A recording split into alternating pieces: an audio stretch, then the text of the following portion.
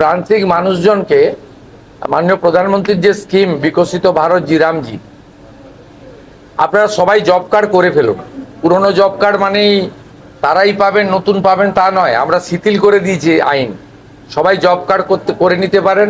125 দিন আমরা কাজ দেব, গ্যারেন্টেড। আনস্কিল লোকেদের 300 টাকা করে।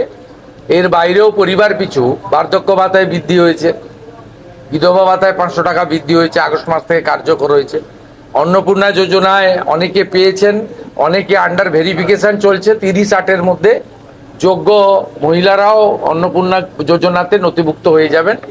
যারা পাওয়ার যোগ্য স্বচ্ছতার ভিত্তিতে তারা পেয়ে যাবেন।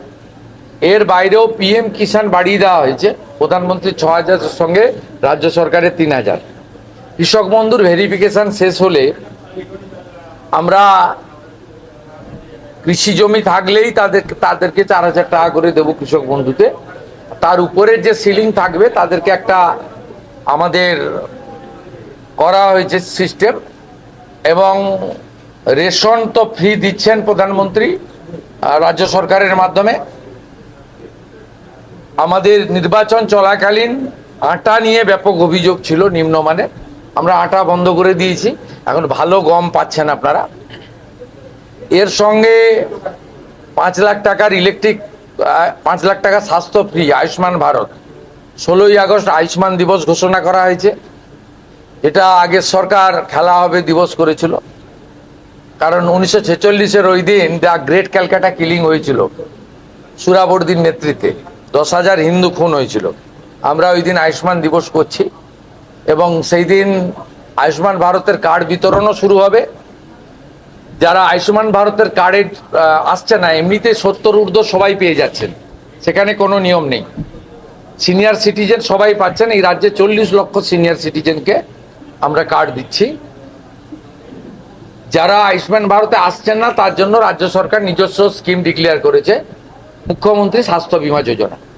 আয়ুষ্মান ভারতের মতোই গোটা ভারতবর্ষ জুড়ে 5 লক্ষ টাকা পর্যন্ত আয়ুষ্মান ভারত যে যে হসপিটালে বা প্রাইভেট হসপিটালে, গভর্নমেন্ট হসপিটালে পান, সেখানে সেখানে মুখ্যমন্ত্রী স্বাস্থ্য বীমাতেও 5 লাখ টাকা পর্যন্ত চিকিৎসা। এমনি আয়ুষ্মানের পোর্টাল তো চলছে, স্বাস্থ্যসাথীর কার্ড থেকে রোল আউট হয়ে যাবে। যতক্ষণ না এটা কমপ্লিট হচ্ছে ততক্ষণ স্বাস্থ্যসাথীর কার্ড, স্বাস্থ্যসাথী ভ্যালিড থাকবে।